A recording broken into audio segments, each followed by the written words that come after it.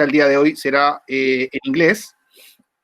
Y bueno, les queremos pedir que todos se mantengan tanto con su cámara como su micrófono apagados, por favor, con el fin de que utilicemos la menor cantidad de ancho de banda posible. Jennifer tiene una gran experiencia en cervecería, es la primera mujer de la historia en ganar el prestigioso premio Russell, que otorga la Brewer Association, que han ganado grandes personas como Vinicio Urso, como Ken Grossman, por ejemplo. Así que tenemos un orgullo gigante de poder tenerla acá presente. José María Alfaro será el host del día de hoy, así que sin más preámbulos, lo dejo tanto con Jen como con José María. Gracias, Fabián. Bueno, I'm going to speak a bit of Spanish first. I will get back to you right now. Bueno, ya Fabián les explicó un poco sobre la historia de Jen. Ahí le vamos a preguntar un poco para que nos cuente de su propio camino. Bueno, la entrevista va a ser conducida en inglés. En este caso, vamos a hacer primero, se va a conducir primero una cantidad de preguntas que fue recopilada a través del Instagram de ACAS. Después vamos a tener 30 minutos para contestar las preguntas que surjan en el chat, que están siendo recopiladas por nuestro equipo. Y bueno, sin más, vamos a partir a conversar con esta gran invitada. Un honor completamente tenerla acá. Así que, bueno, eso. So, Jen, just wanted to tell you this is the 15th week, 15th interview we're having. So we're really glad and really honored to have you sharing your knowledge with us and your time. Of course, it's been really hard for everyone all around the world with the COVID-19 crisis. So I'm going to explain a bit. First, we're going to start with a series of questions that were compiled in the Instagram of ACAS. And then we're going to have close to half an hour with questions that are going to be taken from the chat. So first of all, we wanted to hear from you a bit about your story with beer and how, like, a bit of your history and what are you doing right now? Okay. Well, thank you. First of all, thank you very much. Can you hear me good? Yeah, I can hear you perfect. Thank you very much for inviting me to speak with you. One of my biggest joys in my life right now is to be a part of South American craft beer. It just brings me joy so much because we've gone through a lot of the things that you're going through now. So to be able to share my experiences and help you make better beer lifts my heart greatly. And I really, really, really, I cannot thank you enough for including me in your country and South America and all your countries and in your movement of the revolution of craft beer. It means everything. It's not about money. It's about sharing our knowledge. Yesterday we awarded the Russell Shear Award. That's part of my history. I won the Russell Shear Award in 2011. It's a Lifetime Achievement Award for innovative brewers. But the biggest component of the Russell Shear Award is that you share your knowledge with other people, other brewers. You do not hide it. You do not say it's a secret that only you know.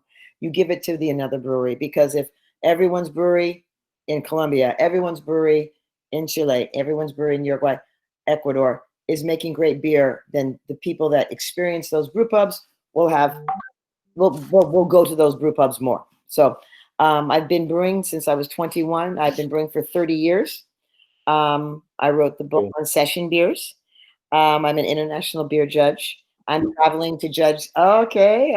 I'm traveling to judge the Great American Beer Festival.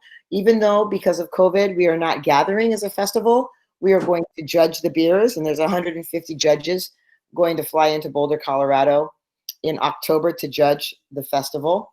And our trade association, the Brewers Association, is still strong. And also, one of my latest things that I've been working on is I'm a member of the board of directors for the Brewers Association. So I help. I'm helping learning to guide the industry I helped build from back in 1991. So this is just a little brief history. I worked in Salt Lake City at Squatters Pub Brewery for 20 years. I've worked at large production plants, 5-vessel systems with 12-man crew, 12-person crew, 24 hours a day with 3 shifts at Red Hook outside of Washington. Russian River Brewing Company, I was the head brewer of. I've learned a lot about sour beer making. One of my sour beers took the gold, Belgian sour, the Fifth Element, in 2011 when I worked at Squatters. Right now, I am an owner, and I am brewing. My company is called 1849 Brewing Company. We're getting ready for our 1849. It's when we discovered gold in Northern California. Right. And we are getting ready for our first can run. If you want to talk about canning, we could talk about that. I chatted with Vinny from Russian River just yesterday about nitrogen drips and how to reduce total package oxygen. And cool. I also run my company, Talley Fermentation, so I consult. So, and if anyone needs help when we can fly, I'd love to help you out. So there is a little recap of 30 years. Oh, that's awesome. That's why we are so happy to have you, because your experience is for us, it's like a dream, you know. So the thing, we're going to go from because you were just talking about canning, so we're going to start with the malts, hops, and etc., and we're going to end with the packaging, you know. Yep, perfect. So we're going to start with the questions that were already prepared. Okay. So first things first, how would you recommend someone that's just starting in the brewing industry about study, you know, like where? So someone is young, they have something inside, some intention, maybe they're a home brewer. Yes. They're interested in maybe taking their home brewing and their love of the craft into a professional level. So my recommendation on how to do that would be to get a job in a brewery. I think working in a brewery is quite beneficial compared to just going to study right away. I think it's very important to work with your hands in a brewery prior to getting formal education, because when you work in a brewery, you see process first and foremost. You start talking to other brewers, sharing ideas, and then when you do go get formal education, if you choose to, you can understand it and intake it at that much higher of a level. Yeah, you get experience firsthand, so you understand what people are talking about. Yes. Yeah, you get more out of your education if you work in a brewery first, and that doesn't matter. Driving the forklift, perfect. Bottling line, it doesn't matter the job. Just cleaning, wherever. It doesn't matter. Get into the brewery and start listening to the language. You hear the language, you start understanding the process, and then when you get formal education, you get more for your money. Yeah, sure. Great. So, well, your book, Session Beers, it's a great book. Thank you for it. So we're gonna talk about session beers. There's a question that's how would you explain the evolution of low ABV beers in the last 20 years? Wow, that's a huge question. I'll try to make it in the last 20 years. Yeah, at least that's what we have prepared. If you think it's more relevant to talk about the last 10 years or whatever. It's no. Repeat the question one more time and I'll be able to answer it. How will you explain the evolution of low ABV beers in the last 20 years? Well, I think, okay. So I think when in North America, when I came onto the brewing scene was 30 years ago. So I'm just going to start there. Okay. I'm sorry. It's just easier for me because that's when I started. No one was no one wanted to make low ABV beers in the craft world because it aligned ourselves as craft brewers with macro brewers. And we didn't want to do it. We wanted to distance ourselves from that. We wanted to make beer with no adjuncts. And these were things that we were telling ourselves as craft brewers. This is not what should be, what's supposed to be, or what's right, but this is what we were, this is the language we were telling ourselves. We feared the macro brewers, so we spent a lot of energy separating ourselves from them. Then we even got so far as to hit what we call the extreme beer movement, where the alcohol got so high and it cost so much to make these beers. The public started to push back and say it's too much alcohol, too big. I can't drink 5 of them. And then we started to embrace session beers as a craft beer. It's okay. It's even though it's 5%. We started talking about session beers as, you know, as something that can be craft. It wasn't a defining line between craft at 6% and session at 4.5, you know, or below. So we started to kind of more join and say, you know, session beer can be craft as well as American premium lager. Sure. Yeah, so that's how I would define the evolution. And I think it's more accepted to have a craft beer in a brew pub, and people are willing to pay $5, $6 for it. Like, I'm willing to pay. I mean, in my brew pub, I sell Del Oro Mexican lager, and I sell 530 Blonde. They're both 5% ABV or below, and they're my most 2 popular beers. Great. Yeah, that's here in Chile, at least, the experience is, you know, 20 years later, but it's a bit of the same thing. Maybe there was too much of strong beers, but, you know, pubs need to sell and have the tables filled for a long time, and it's really nice to sit with your friends and be able to have 5 or 6 pints and be okay. Yes. So in that way, let's go to the next question. How would you define a session beer? A session beer is a beer that I want more of in a row. So a session beer is a beer that I drink and I would like another. Often when I give presentations on session beers, I title them, "Thank You, May I Have Another." It's very important to want another beer when you're talking about session beers. Even if you make a low alcohol alone does not define a session beer. You can make a very poorly made low alcohol beer and you will not want another. So just by reducing the alcohol does not mean you're making a great session beer. You must also adhere to good ingredients and good process. And we can answer those questions as you ask. But Yes. A good session beer is one that you want more of in the same sitting. Nice. In taking a bit further the session beer the definition, is there any way that you would divide session beers by its historical origin or its style or anything? Well, I think we have, because when that's a different. Okay, so after Prohibition in North America, I can only tell you the history that in North America, because this is the one that I know very well. Now, session beer in Germany, 90% of all beer sold in Germany is Voll beer, which is 5% ABV or below. So when I called my friend Guido from Reisdorf and I said, I am writing a book on session beer, he says, what is that? And I said, well, it's about 5% or below. He goes, that's just beer. That's beer, yeah. So in Germany, there's no conversation. This is just beer.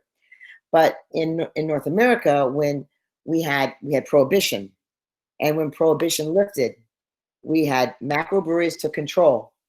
And it wasn't until 1964, and we had 42 brands available in North America, and they were all premium lager beers. Now, Prohibition lifted in 1933. So in 1964, you still only have American premium lagers. So Prohibition caused a very ill effect on styles, alcohol ratios, and traditions of beer in North America. So we've been rebounding from prohibition ever since. When the craft beer revolution started here in the late 80s with Yakima, with Burt Grant in Yakima, Washington, they made a very big point on making sure they did not align themselves with the American premium lagers that had controlled our markets. And one way they made sure of that was they raised their alcohol level. So, so I think now we're not in fear. We've established ourselves as a wonderful industry. People love our beer and alcohol. Now people actually want less alcohol in a craft format where there's not corn and rice or maybe adjuncts, and there's all malted barley, hops, water, and yeast. So I think it's really come full circle. Great. Now let's get into ingredients. You know, because in my experience as a brewer, when you make a session beer, it's low alcohol and they're mostly light in body, so the ingredients for me are really evident. You know, there's nothing there to hide, nothing that maybe could be a bit wrong. So the question starts with water profile. What water profile would you recommend for brewing a session beer? First off, taste your water. The water you're going to brew with, put in a cup, make sure the cup is clean, and drink it. If you do not like your water, you will not like your beer. Brewing is not difficult. It is very simple. I will give you some tips, but that's not we should not always remember to not overcomplicate your brewery. Drink your water first and foremost. If a beer is 5% alcohol, it's 95% water. So it's important to taste your water at all times. It's important to run your water through carbon filtration to reduce the impurities. Yes. I really do. I think that's very important. It's important to test the alkalinity of your water. And for most beers, generalization, it should be between 40 and 60 ppm in alkalinity. These kits are very, very inexpensive from any laboratory company in your country, called an alkalinity kit. It's just a titration. There's simple instructions. This is not, you don't have to be a chemistry major to do this, very easy. If you control your alkalinity, your pH will fall behind. Your goal with your water is to enjoy it because you're going to drink it in your beer, but your goal in your water is also to control that pH. pH in your beer, in your runnings, and pH is extraordinarily important. A lot of rules are: do not take last runnings from the grant to the kettle below a certain Plato, and that's fine. But it's good to understand the true question, and the true question is: you do not want your pH to rise above 5.75 on your last runnings from your mash tun to your kettle.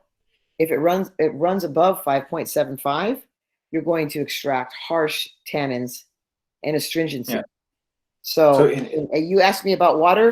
How many ounces do we have? So I can talk about calcium chloride real quick before you answer your next question.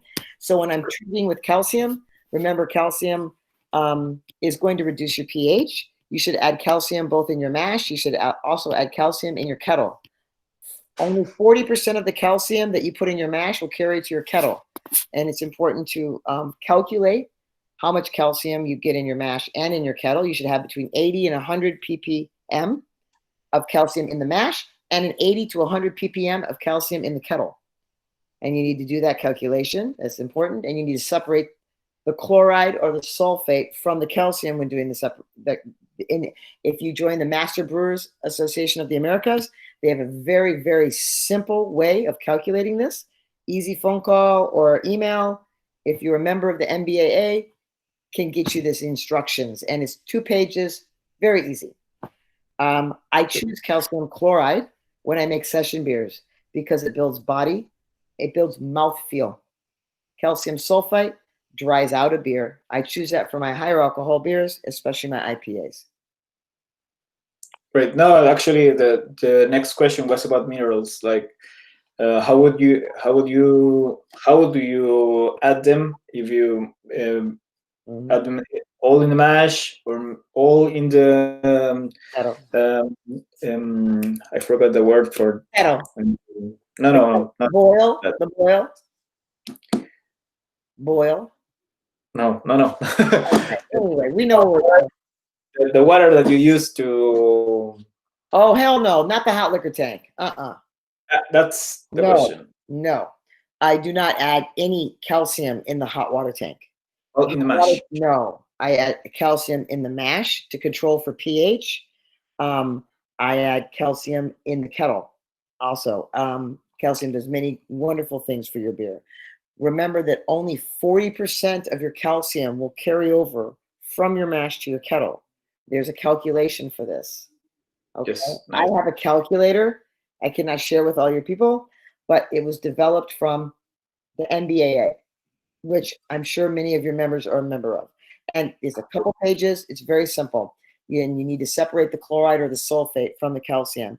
And remember that only 40% transfers over. But always remember that you have a goal that's 80 to 100 ppm of calcium in the mash and 80 to 100 ppm of calcium in the boil. And in the boil. Very important. So I added 2 places. And when I'm making session beer, it's always calcium chloride, both mash and kettle. Now, that's just me. That doesn't mean it's the only rule. It's just mouthfeel. But that's precisely what we're looking for. Like, how do you work? Because this is really interesting. So you would put more importance in how the pH of the runnings are instead of the specific gravity. Yeah. Or the only reason that people talk about specific gravity on the last runnings is because they do not own a pH meter. Okay. That's the only reason. Because there is a correlation. As the Plato drops, the pH rises. So the assumption is, hey, cut it at 3 Plato, you're safe, you don't need a pH meter. My what I want from all of you is get a pH meter. Okay. So in just working a question in that particular sense, how do you feel about lowering the pH of the water before so okay. the running are a bit more Yep. So in Utah, it's important to test the hot liquor tank water that you're going to mash in with. For not its pH, its alkalinity. You want it to be between 40 and 60. It's pretty good. But if it's 250, very high, like Utah was very high, I acidified with phosphoric acid in the hot liquor tank prior to mashing in. Okay. When I used well water at 1849, because my carbon filter was not working, I had to acidify my hot liquor tank. And you acidify your hot liquor tank with lactic acid or phosphoric acid to drop your alkalinity. Okay. But you're testing for alkalinity. When you do that, bicarbonate falls out in the form of scale. Yeah. Just remember, if you have a copper electrical coil, the scale will adhere to it, and now we need to clean it off.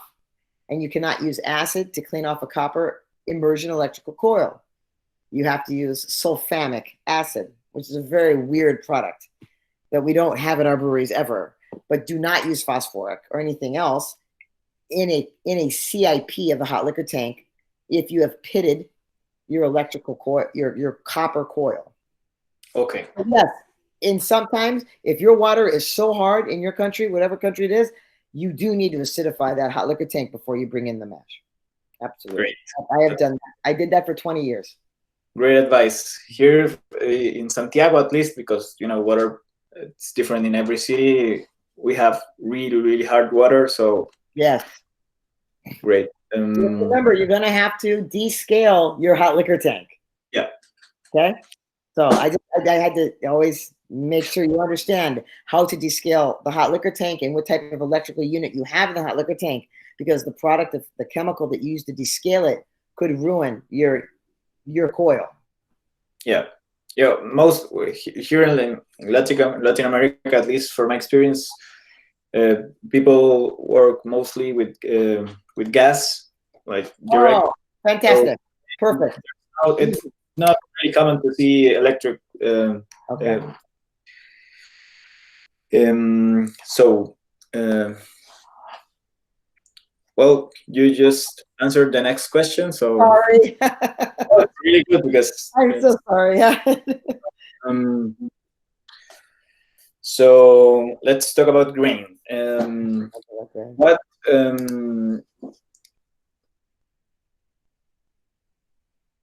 Want to talk about, I can talk about grain and session beers? Easy?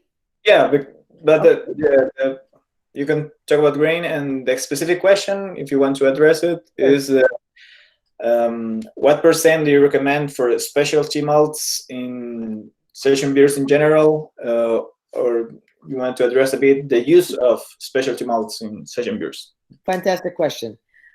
First of all, when in session beers, you're trying to build body and mouthfeel where there is no alcohol. Alcohol is a major flavor constituent of a beer. So when you take it away, you do not want to have a watery, thin experience. You want to have a nice experience with your beer, just with less alcohol. But that doesn't mean you have to sacrifice mouthfeel and body. Therefore, you need to build the body and mouthfeel in other ways than with alcohol. Once again, I said it was a flavor, major flavor constituent. So some of the ways you build that body, besides calcium chloride, which we already discussed, is going to be with your specialty malts. Munich 1 is a fantastic way to do this. Now, some people do it with dextrin malt. I have not had the greatest success. I would suggest trial and error. You can use some dextrin malts because they advertise that it builds body without fermentable sugars, because that's what dextrin malts are. Also, when you mash in, I will leave the mash. I'll just talk about malt. So Munich malt is one of the things I used 10 to 20% in all my beers, all my session beers. Great. Yeah. And then also, it's important to have a light hand. I mean, the question is a very broad question. To develop a specialty malt ingredient list for a dry Irish stout is incredibly different than developing a specialty malt ingredient list for a session IPA. So, I mean, it's a very global question. But yeah. I think I addressed building body with your specialty malt and using. I like Munich. That's one of my favorite things. How do you feel about Vienna malt? Vienna malt? Yes. Vienna malt is very well. First of all, my daughter is named Vienna, so I love Vienna malt, and I use Vienna in the beer I make called Vienna. And Vienna malt is very similar to Munich 1. I do like it quite a bit. Great. Well, next stuff is how do you feel about using table sugar or any simple kind of sugar for low gravity beers? Why would you? So I need to ask a question back to you then. Why would you use dextrose when making a low gravity beer? Well, I wouldn't use it. Questions for me, all green. There's no need for sugar in it. Yeah, the question is confusing. There is no need, so I'll answer the question. Sorry, there is no need to use dextrose when making a 5% or a session beer. You should be able to have plenty of fermentable sugars with your malted barley. Yes. Well, next question is about yeast. Would you recommend any specific strain for making a low gravity beer, a session beer? Well, first off, I have a feeling most of the people listening or attending our meeting might be working with fermentis or dry yeast. I'm going to make an assumption. Last time I was down there, a lot of people were doing dry yeast. I did not know if there was a laboratory housing liquid yeast. I use what's called California Ale 1056. It's kind of the Sierra Nevada ale yeast strain. I like that as my ale yeast strain. I don't know I think it's Fermentis 05, I think is what the equivalent is. if I can. I don't use dry yeast. I use liquid. I do have a friend, Max, in Maya de Plata, that owns Brew House, that is starting a yeast company. And we flew over many yeast strains from Santa Rosa, and we went there together, him and his wife, me, and we picked out many beautiful liquid yeast strains from our liquid yeast strain companies over here, and we flew them to his lab. And the goal is for him to be able to start distributing them throughout Argentina and then, of course, South America. If you can't access that lab, then you might have a university that could help you.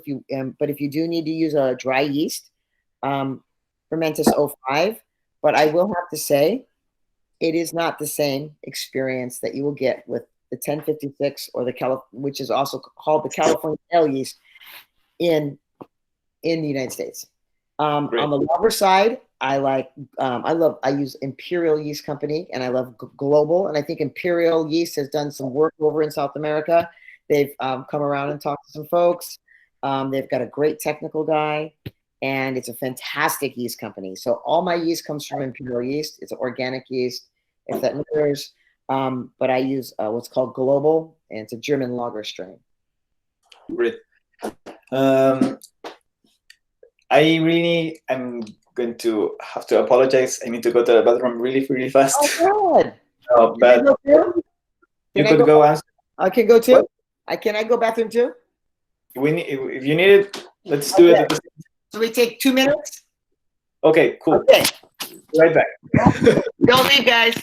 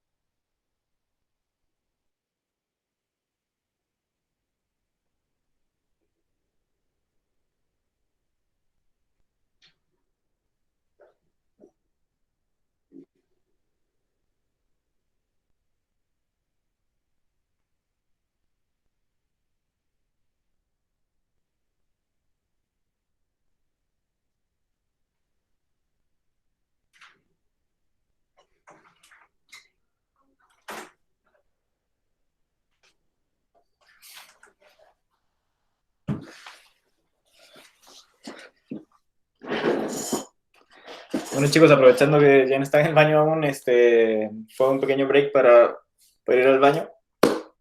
Me imagino que con el calor que está haciendo allá y etcétera, he tomado bastante cerveza. Vamos a ver un segundo que me escribe Fabián.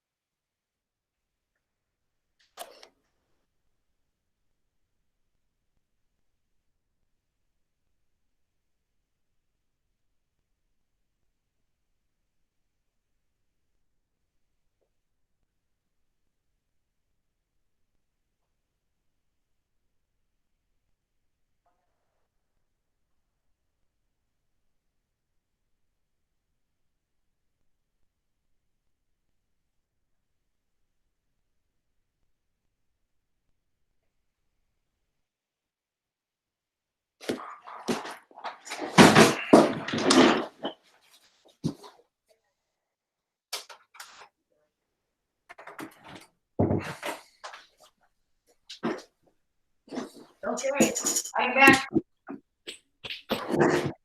Great. Okay. So talk about now. let's get back to yeast. There's a question asking if you have any experience with strains that generate like a really low ABV level. Okay, so Low nation beer yeast, I think. I don't know. okay, so I'm going to take this question and change it. Okay, Okay. great. So, so to have a yeast to behave, what they're asking is, do you know a yeast that is not strong? I like strong yeast. So it's instead of picking a yeast that does not like to ferment well, because that's what that question is. Okay, so instead of picking a weak yeast, I suggest starting your beer at a lower Plato, a specific gravity. Okay, I like to finish my beers. I do not like to finish sweet. So let's give an example of, let's just say IPA. A regular 6.5% West Coast IPA finishes at 2.3 to 2.5 Plato. That's the exact same place a session IPA should finish. Okay? But you need to take your original gravity down. Down, yeah. Okay, so what else do you need to do to make less alcohol is you need to take your mash temperature up.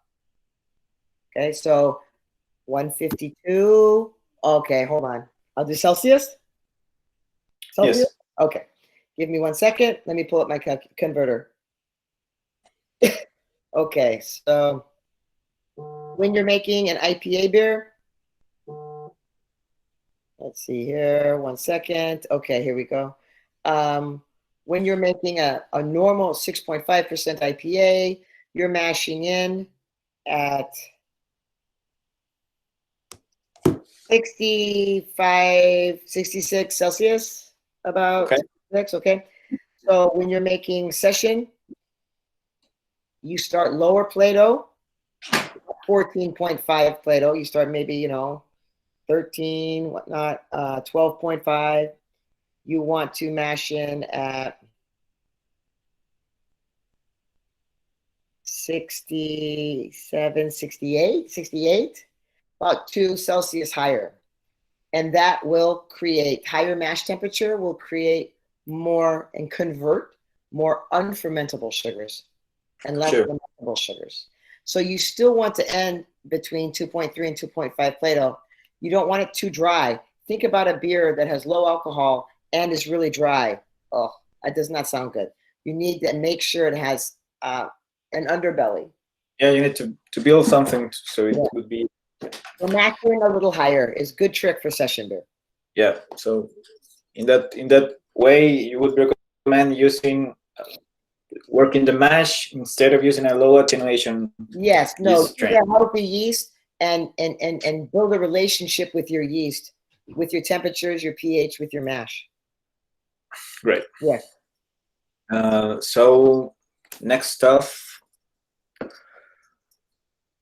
Oh, this is important for many brewers that want to brew session beers. About the hops and bitterness, how would you handle the bitterness in low gravity beers? Okay, an excellent question. So because you do not have the major flavor constituent of alcohol, you need to restrain yourself with bitterness because you do not have a large beer. You don't have a big bodied beer. You have a session beer. Therefore, I do not think I've made a 5% ABV beer or below, my definition of session beer, higher than 45, 43 IBU. You don't go 55, 65, 75. It has no body. You cannot, then it would be better. Yeah. So it's very important to restrain the bitterness.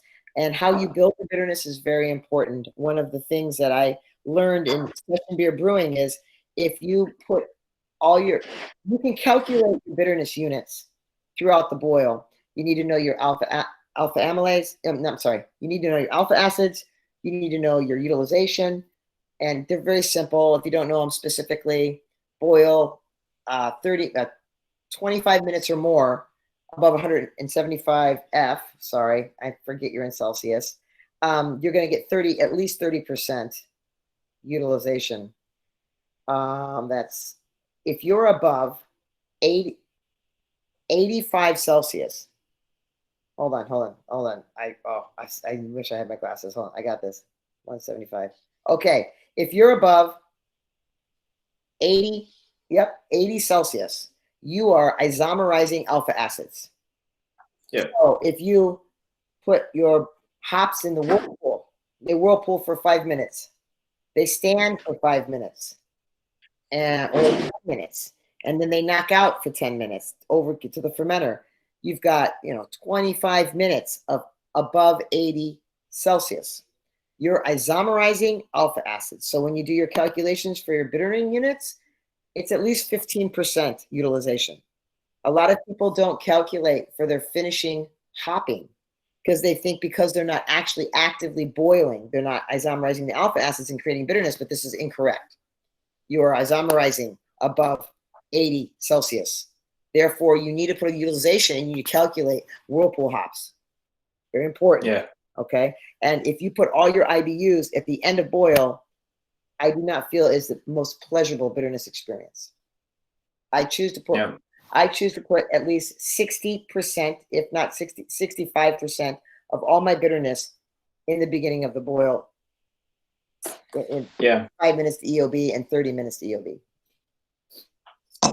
Great. Yeah, in my experience with brewer, it's the same. If you put all in the whirlpool, it's not like the bitterness is not that elegant. It's like dirty, Yep.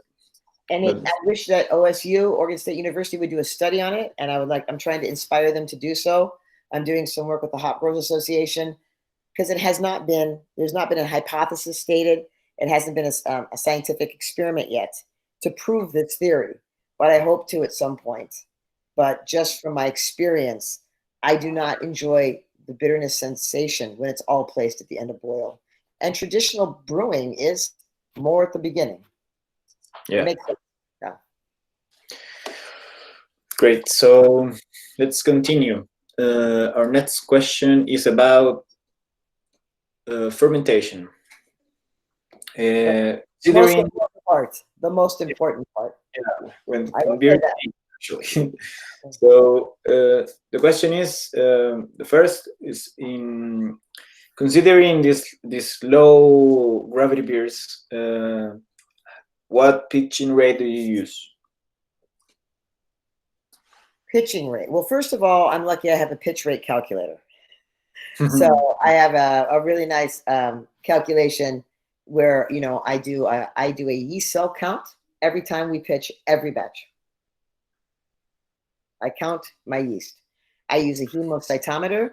There is information from the NBAA once again and the BA on how to use a hemocytometer, which is a yeast counting cell chamber, and do a very simple calculation, easy to do. In 10 minutes, you can be whirlpooling and count your yeast and make your calculations. So pitching rate is dependent on your yeast cell count.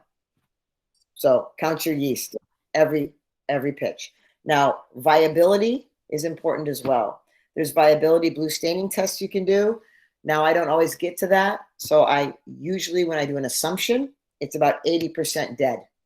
So let's say you have 200 live cells. More so with California ale yeast, it's about 160 cells after your two dilutions. Then 32 would be considered dead, and your calculation has to incorporate viability. That's so right. Yes, it's important. So pitching rate depends on your yeast cell count. Get a microscope. They're inexpensive. You can get them used. Get a hemocytometer, and there's a lot of information that can walk you through it. The first day I learned how to count yeast, it took me 8 hours. The second day, 10 minutes. Great. Now, but if you are able to count your cells, what would be the pitching rate that you use? Pitching rate. Well, it depends on what the yeast cell count is. And it depends on how many barrels you're knocking out. Yep. I mean 30 barrels, 10 barrels, 5 barrels. I mean, it's all dependent on your cell count and your barrel knockout. Okay. So it's too wide of a question. Yeah. No, it's gonna vary between the styles. So Yes, but I think that was some educational material to understanding counting. That's good. well, there's a live question actually And right if now. you have any questions, I also have material that I can talk to you guys about. But for example, any like about the pitching rate, if you have your cell count, etc., would you have like 0.75 million per milliliter Play-Doh? 1 million cells. 1 million cells. Yeah, per degree Play-Doh, milliliter of wort. Yes. Great. Well, that's Sorry, I get it. Yeah. yeah, that's right. So It's in all the books. It's a standard. The standard. yeah, nice. Then the next question is about what temperature do you start your fermentation on, and what temperature do you set your equipment to continue?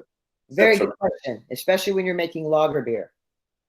Okay, so first of all, yeast is very sensitive. It's a relationship. You do not tell it what to do. You talk to it. And if you turn the glycol on, and let's say you want to start fermentation at Celsius. If you want to start fermentation at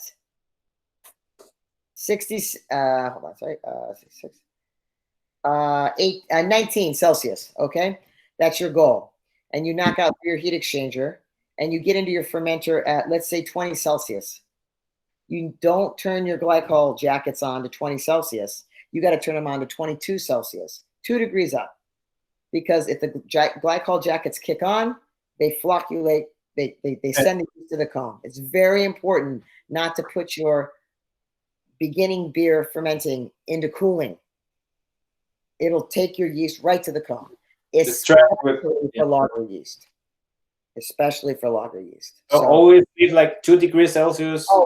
Always to let it get started. Right. That's right. Extraordinarily important. You need that fermentation to take launch. Yeah, if no, you're gonna mess with the metabolism of the yeast. Just like if your girlfriend or your boyfriend, you need to be nice, take care, don't shock, don't be mean. It's a relationship. Great. Next, oxygenation rate. How and when you measure it? Is there any equipment that you recommend for oxygenation? I have a fantastic piece of equipment that I love dearly, and I would, if you have the ability to save up, it is a combination pH meter, so you can take pHs in the brew house on the wort side. You can also change the probe and take dissolved oxygen readings on your wort to your fermenter. It is very important to know your dissolved oxygen of the wort going to the fermenter. One way to create a very bad off flavor called acetaldehyde is to over-oxygenate your wort. And it's very easy to over-oxygenate wort. Everyone says 6 liters per minute, LPM, 6. This is fictitious. And you have to measure. Yeah, you need to measure it. And it's very simple to measure right off a sample port as you enter into the fermenter cone, okay? As your cooled wort enters into the cone. The same meter, it's by Hach, H-A-C-K, H-A-C-H, Hach. It's a North American company. It's called the HQ30. Okay, it's about $1,000. It's expensive, but it will take all your wort brew house pHs and finished wort pHs, and it will also, you will change the probe out and be able to take your dissolved oxygen pHs to the fermenter. Fantastic piece of that sounds fantastic, really. Yeah, I love it. Yeah, it's fantastic. Yeah. Next, do you add any kind of nutrients to the wort? Yes, I do.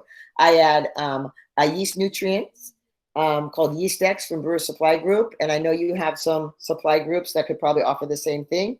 I also add zinc. Very small. Yeah. Yes. Very, and the yeast love it. It really, really makes a difference on your yeast viability and health, is to add yeast nutrients and also zinc at the end of boil.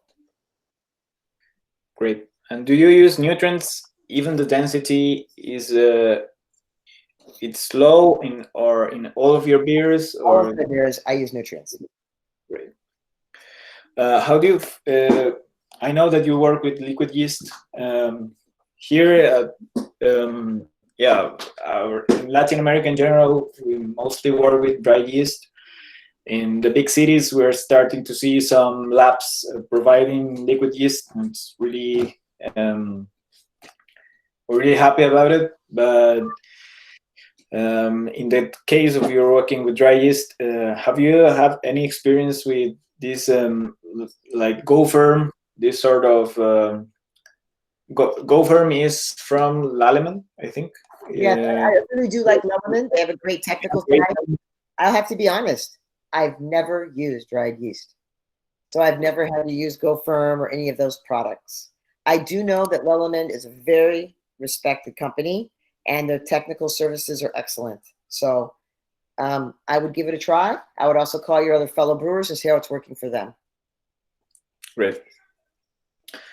Next stuff, the next question is about keeping about with fermentation. When you're fermenting your beer, what do you control? Your pH, your temperature, how often, or how it's like the monitoring? I would take it. So once you get over to the fermenter, now you set the temperature 2 degrees above, so it's not clicking on, and you get started. You take a degree Plato reading or specific gravity every day. Yep. Okay. Every day. Okay. Every day. It's better to take it around the same time of the day. And then when your degree Plato reading does not differ between 0.02. So let's say one day it is 2.35. The next day it's 2.3. I call it fermentation complete. 0.2, I'm sorry, not 0.02, 0.2. So I call it fermentation complete. So one day you go in, you take your IPA reading, your session IPA, and it's 2.35. The 24 hours later you take it, it's 2.3. I call FC, fermentation complete. I give it 24 hours. I do not touch the temperature. Now this is an IPA, okay? Session IPA. So I give 24 hours, don't touch the temperature. That is called your diacetyl rest. It gives the yeast cells the chance to absorb the diacetyl back into its cell. And then after the 24-hour diacetyl rest, then I kick it, the cooling on slightly, a couple Celsius, just to flocculate the yeast. I collect the yeast, and now I dry hop. Now that's for a dry hop beer. If it's a non-dry hop beer like a lager, same protocol, no difference, 0.2. It can't move between 0.2 and 24 hours, and then you call it fermentation complete. Give it a 24-hour diacetyl rest, and then instead of going to just a couple Celsius, I go all the way down to full cooling.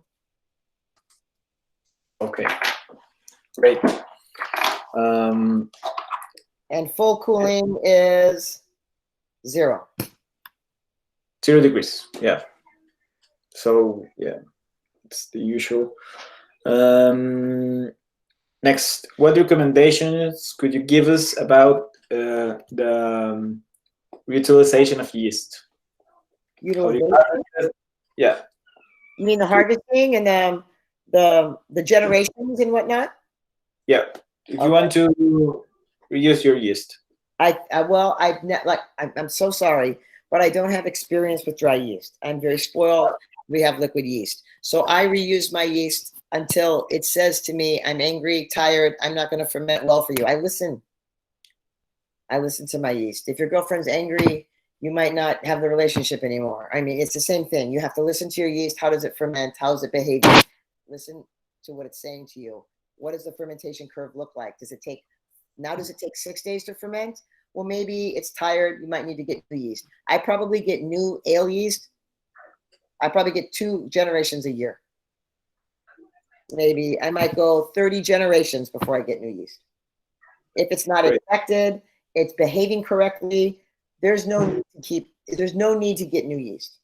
If it starts to behave sluggishly, upset, angry, the flavor of the beer goes the way you don't like it, get new yeast. Yeah, but you really need to get to know it, you know. Yeah, you get to know it, listen to it. If it's doing its job, it's good. Yeah. Yes. Dry yeast in general is not really recommended to reuse. Maybe Okay. next with yeast. Well, you just answered the next question. Up to 30 generations. That's really awesome. Next, well, about do you have like acid wash for your yeast? I have done that. I've acid washed my liquid yeast. Is that the question? Yes, I exactly. have done that. I don't feel the need to do it now. If you think you have some type of infection in your, your liquid yeast strain, yes, you can use phosphoric acid, and there's a process to it. Off the top of my head, I can't remember what pH I need to drop it to. I think it's below 3. But the MBA has a great couple page paper on it. But I have an acid washed yeast for 15 years. It's not a common technique. You shouldn't. Okay. You shouldn't have to do it. Next, how long do you store them? Oh, good question. First of all, depends on the yeast. Some yeast stores better than others, so I can't answer that in a general sense. But speaking for California ale yeast, I do not like to store it 2 weeks, but I might try. 1 week is good. 2 weeks, Really fresh, yeah. So. fresh better. Okay. And going into session beers, we're still the same subject. Can I give some random tip when you're talking about yeast? Can I give a fun tip about yeast? Okay, please. Okay. So the hazy beer craze? Yeah. Okay. Well, they say, a lot of people think that a lot of brewers think you need a special yeast. No. It's very hard sometimes in a small brew pub to have 3 yeast strains: ale, lager, hazy. That's very difficult. So I found that I have a low flocculent lager yeast. I make my hazy beers with my lager yeast. It's a great technique. At what temperature? 19. What is 66? I ferment it hot, warm, like ale, but it does not flock, and it stays hazy. I dry hop it. Nobody knows. I've tried it up against the hazy. I tried it against hazy yeast. It doesn't taste. It tastes better. And now you only have 2 yeast strains in your brewery. It's very hard to manage 3 yeast strains in a small brew pub. Use lager yeast for your hazy. Trust me. Don't tell anyone. Nice. That's a really nice tip. I fermented at 18 Celsius. 18. Okay, yeah. So you have some esters, right? Oh yes. Oh yeah. It works great, especially global from Imperial. It works very nicely, and it stays hazy. Yay! Great. Now, keeping on with the session beers, what about the conditioning time? Is it shortened in general because they're beer that are better to drink fresh, or Sure, do you keep absolutely. it? If they're dry hopped, 21 days, because I do 2 dry hops. Okay, so it's always 21 days for a dry hop beer, session or not session. And as I said, apply session or not session. If it's not dry hopped, no less than 15 days. Cold, right? Yes, and then lager, 1 month. Sure. Yeah, that makes a lot of sense. So, well, you're already talked about the next question, so I'm gonna skip it. What about cold crushing? How do you feel about cold crushing? Do you like to cold your beer really fast or take it steady? I actually do take it fast. Do not cold crash unless fermentation is complete. You've gone through diacetyl rest. Please don't cold crash because you've hit your alcohol, because you will leave residual sweetness in the beer. You'll also you'll expose yourself to possible diacetyl risks in your finished product. So don't cold crash until it's done and you've done your diacetyl rest. But I dry hop warm. So I dry hop at 18, and or 17. I remove the yeast, I cool it down a little bit, like I said, I remove the yeast and I dry hop. And then 3 days later, I dry hop again. And then 3 days later, I cold crash to 32. And 1 day later, I move the beer. And that's a 21-day cycle of an IPA, session or non-session. Great. Well, there's a question about I really hadn't thought about. Is it right to say that low ABV beers have less antioxidants and antioxidants? I don't know if that's the right word. Less antioxidants. You know what? I think this is a question I do not know the answer to. It's possible. Well, first we have to consider the antioxidants in beer. Hops mainly. Yeah. Okay. So yes, then a session beer would have less because it has less hops. Yeah. Well, next question. How relevant do you think that is the hot side aeration, and any advice to avoid it? Well, be still with what you do. Don't be mean to your mash. Don't slap it around. Don't transfer it fast. Whatever you do, do gently. And sure, hot side aeration is a thing, but don't be too scared of it. It's much worse on the cold side. Great. Next, about packaging. Do you feel that session beers have a lower shelf life, or they should last the same? Well, I do not actually at all. I do not feel they have a lower shelf life at all. I think a beer that has a lower shelf life has higher amounts of carbonyls. Carbonyls is the molecule that becomes oxidized, and carbonyls come from caramel malt. So if you want to have a lower shelf life and become oxidized faster, put more caramel malt in your beer. Doesn't matter the ABV. Oh, that's really, really great advice. Budweiser. Look at the shelf life of Budweiser. Yeah, that's forever. It tastes the same. Yeah. Or Coors. I mean, it's 120 days, and it's 5%. Yeah. Well, you just talk about this, but any other recommendation that you would have for us to look at my notes? Okay, let's see. You hit a lot of the questions, by the way. Thank you so much for everyone who asked the questions. You guys did great. The questions were fantastic. I would like to, on a philosophical sense, inspire all of you to not think about what to put in your beer, but please what to keep out.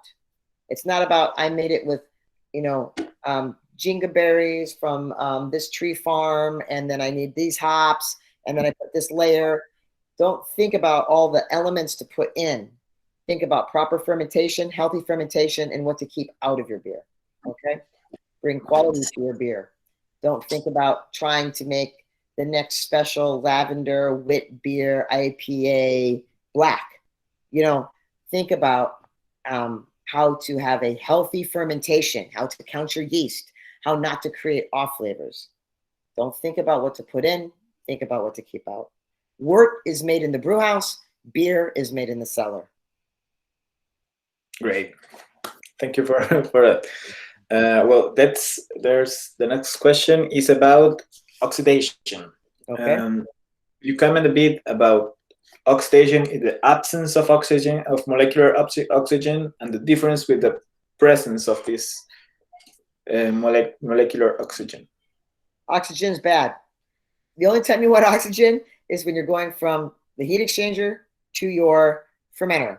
And a good rule of thumb, if you're measuring it, please measure it, is to match your Play-Doh. So if you're knocking out, which means transferring the cooled wort from your heat exchanger to your fermenter cone at 13 Play-Doh, do you need me to do the specific gravity? Does everyone work in Play-Doh or specific gravity? Yeah, mostly in specific gravity. Okay. So let's say you're taking your session beer that is normally 48, 1.048. Yep. Okay. Then, okay, then you want to be about 12 pp. It's 12 pp, 12 ppm, 12 pp, 12 ppm. Yeah. Dissolved oxygen into your fermenter. So so it's hard to match. If you could learn Plato, it's easier because it's 12 Plato. So it's 12 ppm. Oh, you're right. Good. But your specific gravity is 48. So all you have to do is take the last two numbers and divide by 4, and you get Plato. And then that's your dissolved oxygen rating into your fermenter. Great. Okay. Well, you just addressed the next two questions, so we're going to skip them.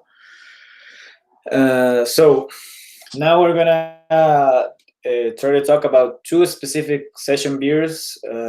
Session IPA, you just addressed a bit about that earlier, and dark mild. Would you explain us in simple words about these two styles in particular? First, I'll talk about Session IPA, a beautiful style. Make sure your bitterness is no higher than 45 IBU. Make sure your bitterness is built more on the front end than the back. I would suggest the cellaring techniques I already mentioned in this interview, as far as fermentation complete, 24-hour diacetyl rest, knock it down a couple Celsius, drop the yeast, go ahead and dry hop 1. I would do about 3 pounds per barrel. I could do measurements for you if you need me to for hectoliters, or maybe you can figure that out on your converters. So 3 pounds per barrel, and that's your total dry hop. Okay, that is total dry hop. I separate that. The first dry hop, I do 75% of that total dry hop in the first one. 3 days later, I do the next 25%. Okay. Okay, I wait 2 more days. I drop down to 0 Celsius, and then I get ready for transfer. I do not filter, and I use Biofine, which is a silica acid for clarification. I do not use any caramel malts in my Session IPA.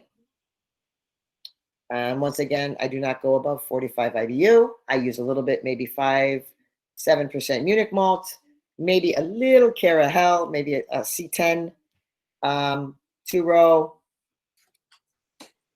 And I always put a hop 10 minutes to EOB for flavor. So that is some good tips on Session IPA. Yeah. For dark mild, very difficult style. First of all, I think dark mild, I want to believe maybe 17 IBU, very low IBU. Do not use roasted barley. I would use very small amount of Carafa 3, which is a dehusked black. You need to use, when using black malt to add color, it needs to be dehusked. If you use a black malt with husk, it will add astringency to your beer. Yeah. So always, whenever any black, no more black patent. Forget about it. Always dehusked. I would use a little bit of chocolate. I would layer with a high levy bond caramel, like a Cara Aroma from Weyermann. My base malt would be a combination of 2-row and Maris Otter Pale Ale. Great malt. Yes, it is a great malt. It's a fantastic malt. But when using Maris Otter, it does not have as highest fermentability. So I do like to cut in at least 30 to 40 to 50% 2-row for more fermentability. I would use probably a little Munich. I think that is it. I would use chocolate. I would use Carafa 3. I would use Cara Aroma 145L. I would use Munich, and I would use 2-row and Maris Otter. I would keep my IBU at 17. I would do 2 boiling hops, one at 75 minutes to EOB and one at 30 minutes to EOB. There would be no hop flavor at all in this beer. It would not be dry hopped. It would be a 14-day beer. Great. You're just burning through the questions. There are some that we're not talking there about anymore, but the question is... what question is, it popped up. What else besides Maris Otter? Right? Okay, so it's a pale ale malt. So let's go back to Session IPA, because we have a series of questions about Session IPAs. You just talked about some of them, but let's go to the rest. Well, the first one, you just addressed it a bit, but some beers in this style end up being watered with hops. What would you recommend to avoid it? to avoid this. Tell me the problem again. That some beers in this style end up being water with hops. Water with hops? Yeah, like okay. Well, we addressed this very much earlier on in the interview. We talked about how to build body. And so let's remember what we talked about. Calcium chloride for mouthfeel. Don't ferment too low. So you want your specific gravity to be, I can do the math. Okay, so take 2.4 times 4. You want your specific gravity to be, let's see, 2.4 times 4, 10, about 10, 9 to 10. So you don't want it to be too dry. You want to make sure your pHs do not rise as you run over to the kettle, so you don't create astringency. You don't want to have to add water to the kettle. You want to get into the kettle one specific, 2 specific gravities above where you want to finish, so you can boil, when you evaporate. We've talked a lot about body, so I think we've already answered this question. Yeah.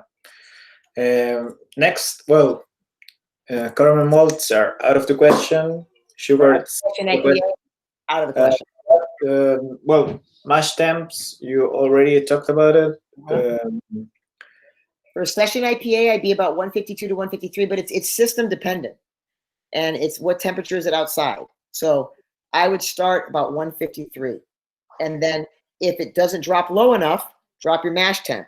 If it drops too low, raise your mash temp. Listen to your beer. Okay. Well, this you haven't talked about. How do you feel about mash hopping?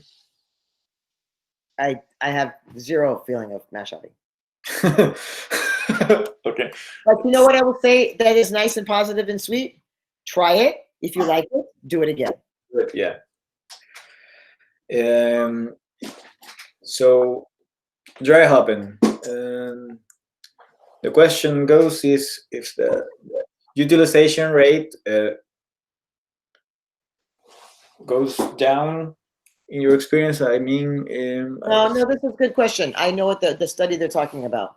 There is some hypothesis and there's some statements that dry hopping can actually affect bitterness units. And they talk about perceived bitterness as opposed to actual. The best time now, sometimes we need as brewers to step away from our books, and we need to talk to our beer. We need to listen to our beer. We need to drink our beer. Drink your beer. Dry hop your beer. If it doesn't taste bitter enough, raise your IBU. If it's too bitter and clouds it, lower your IBU. Sometimes we can organize it, and yes, there could be some theory behind what the question is, but there's so much we don't know about hops. There's so much we don't know about auxiliary bittering substances coming from the vegetal matter in the hops that we dry hop with. There's so many components in hops that are unknown still. It's best to just drink your beer and move the BU up or down, and then manipulate your hops that way. So yeah, if you want hop aroma, you got to dry hop your beer. You have to. Well, you talked about it earlier. How many additions you made? 2. One, the first with 75% of all the hop charge in the dry hopping, right? First one, yes. 5. The temperature, you already talked about it, right? 17 to 18 Celsius. Do you have any particular blend that you really like? Oh, yes, of course. Simcoe, Centennial, Cascade, Citra, all of them. I like to blend them quite a bit with IPA. I always love Simcoe. That's a very traditional blend. Cascade, Centennial, Chinook, Simcoe, Citra. I don't like too much Citra because it smells like a cat piece. Yeah, it's a bit catty. I enjoyed the question that popped up on head retention. Head retention? Yes, there's a question that comes up for head retention. And it's interesting because we have not talked about it. Yeah. It's important to have good head retention in a beer. You serve a beer to a customer and it's flat and it doesn't present well. And first thing I would do in trying to address good head retention is look at the finishing rinse on your glassware and make sure that you don't have a high finishing rinse. A high finishing rinse is oil based, and it has a sheeting action that cleans the glass. Well, that oil base that sheets the water off the glass, that keeps the glass nice and clean, that comes through a dishwasher, will kill your head. It's very bad for your head. Head retention also is important. Creating it, the proteins, and manipulating your proteins in your mash. Also, good carbonation, 2.52, 2.55 volume CO2. But Great. clean glassware is very important. Yeah, it's also very important. Very important. Going back to the hops, there's two questions. Well, three questions that I think that you would be easily able to address at the same time. First off, do you have any specific criteria for picking a blend of hops? Of course, yeah. Yeah, that's But good. you're not really allowed to as a small brewer. So you're kind of not able, you have to hit a certain amount of volume production to be able to go to hop selection. And I'm not even to that volume. But if I was to do a hop rub, there's a way to do it. You would rub the whole flour. You would clean your hands with it. Then you would dump it in the trash can. Then you would take that same flour in your hands. And then once again, you would macerate that hop cone in your palms. And then you'd cup your nose and you'd smell. First, you clean your hands with the hops. But I am unable to select because I do not sell enough beer, as I imagine many of your breweries don't sell enough beer to go to hop selection. But there is a very small general technique for it that I just taught you. Yeah. Next stuff. I'm sorry. Also, hop tea.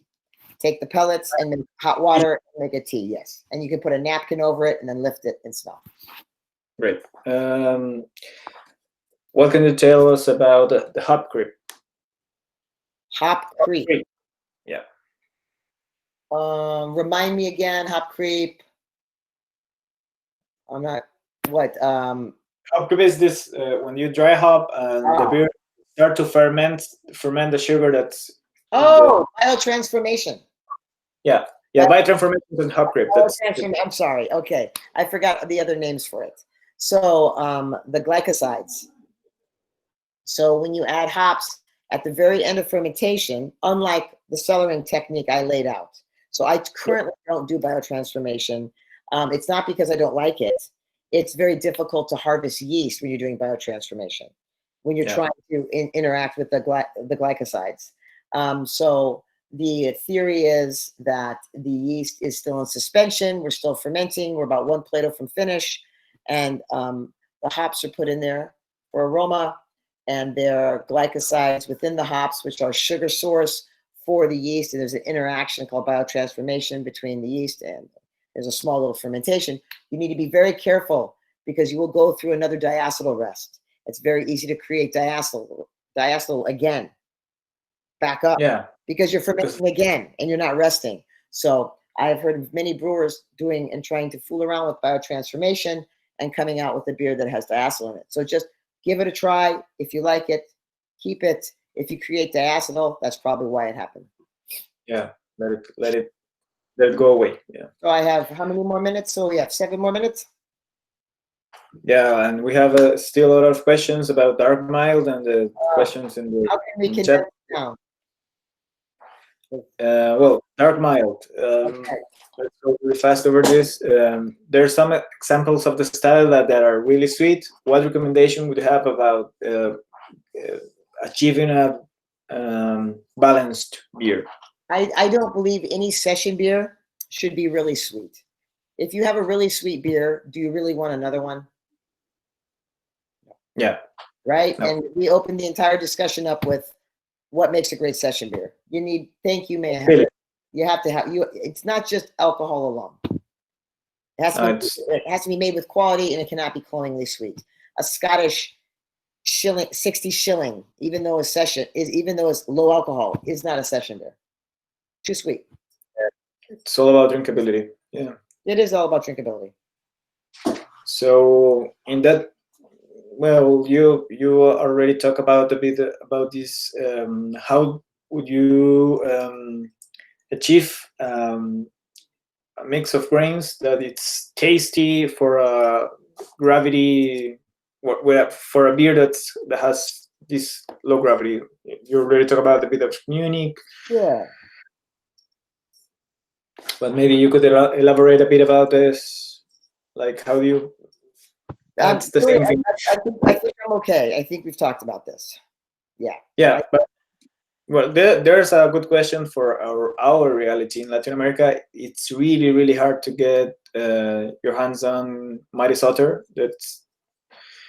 It's really hard to get. What about Patagonia? Patagonia make a pale ale malt? Replace Mighty Sauter, for example. Patagonia make a pale ale malt. Patagonia Pale Ale?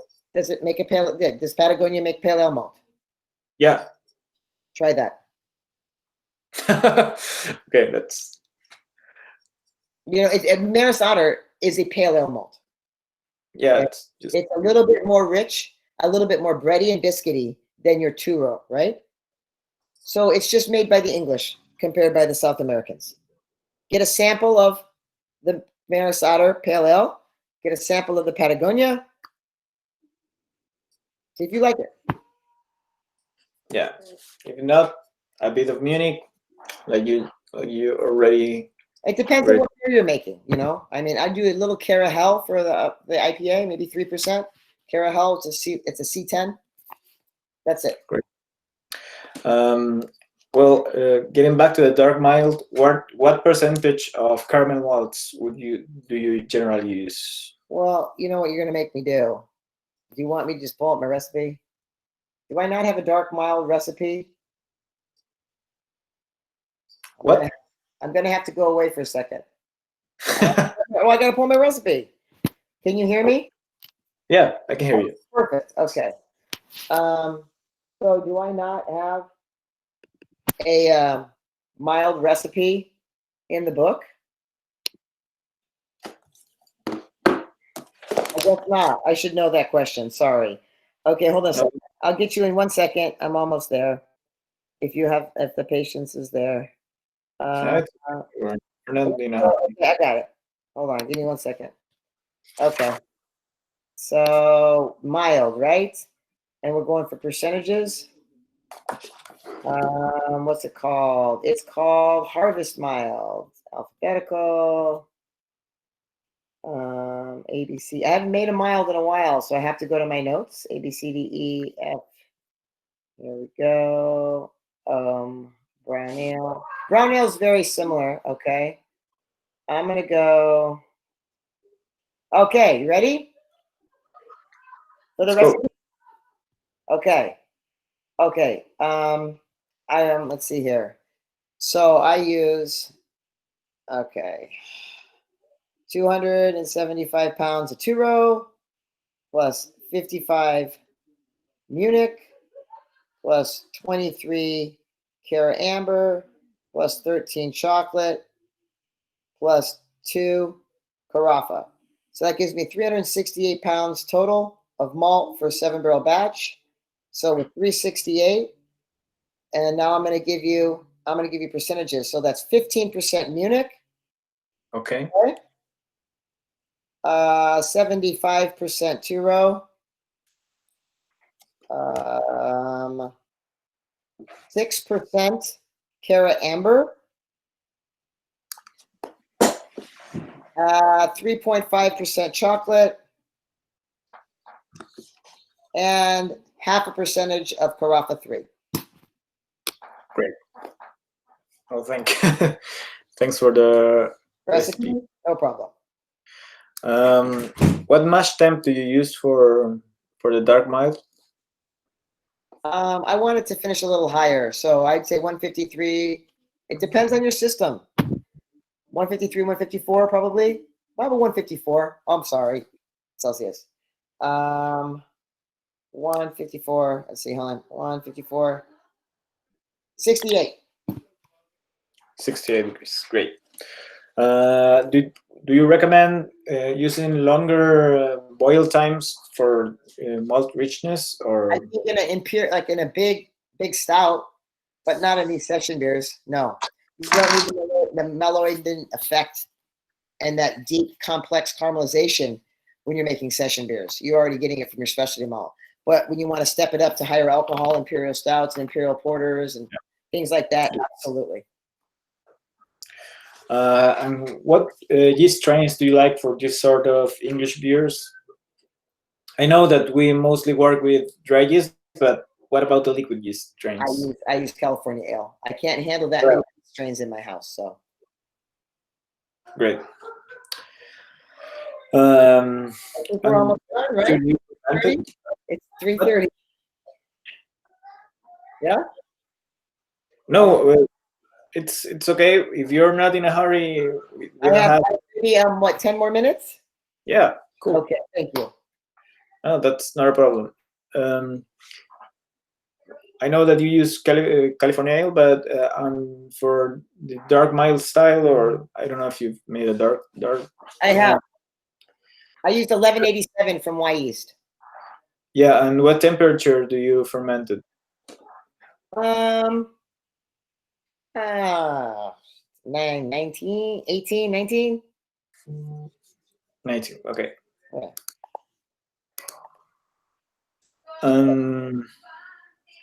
Well, given that we have 19 to 20.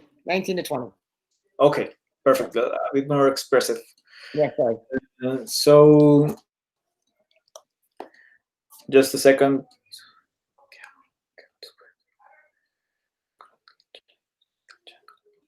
I do have a commitment in about 5-10 minutes. Okay. So is it an open forum? Or people have been asking these questions the whole time?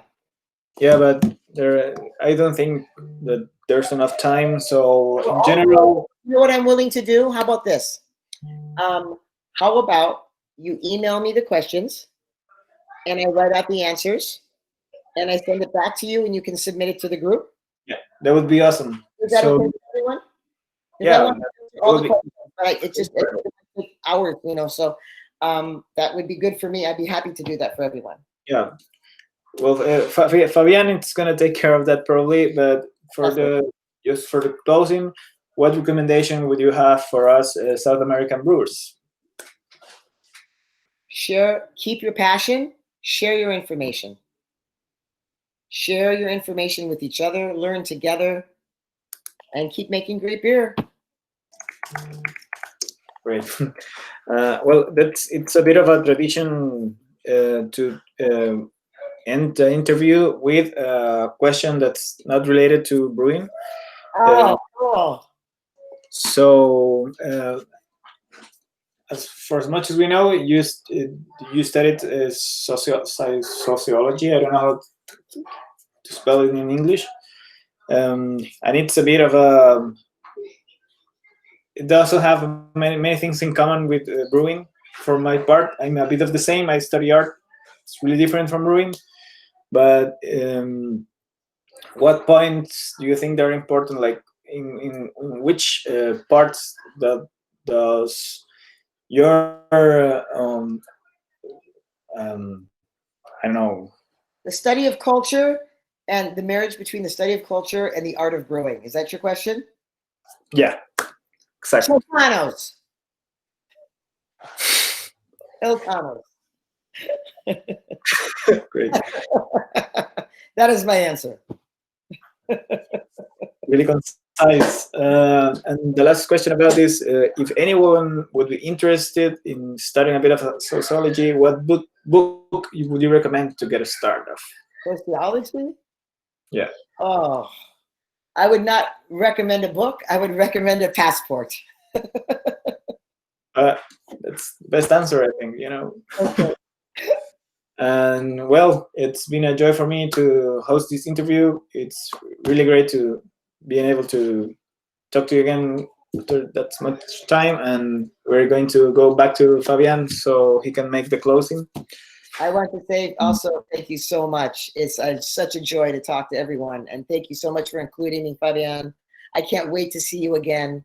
I can't wait to come down there and judge your cup again. Come down here as soon as possible. Very excited. Yes, and thank you so much for including me. I'd be happy to finish answering any of the questions. Just email them to me, and I'll write them out for you. Oh, thank you. And I hope we will be able to drink some Chilcanos. Only 3. Only. Okay, so let's go to Jan and Jose, Jen, thank you very much for the interview. Really, is amazing interview. Is many information. Is a lot of tips, great tips for the brewers. And I think that is really very happy. All of the brewers that can see this interview. Jen, thank you very much for your time. For your interview with the Jose is really great time for me. Thank you very much, Ahak, and I hope that I see you soon. Hopefully. Thank you very much, José. Thank you very much, Jen. Y para todos, muchísimas gracias, muchachos, por haber asistido a la entrevista académica del día de hoy. Los dejamos invitados para seguir la entrevista académicas que estamos realizando todos los días domingo. Sigan las redes sociales de ACAS y los invitamos también a estar atentos a todos los cursos que hemos programado, tanto para el mes de julio como para el mes de agosto. Así que, cerrando eso, muchísimas gracias, muchachos. En una nueva oportunidad pronto.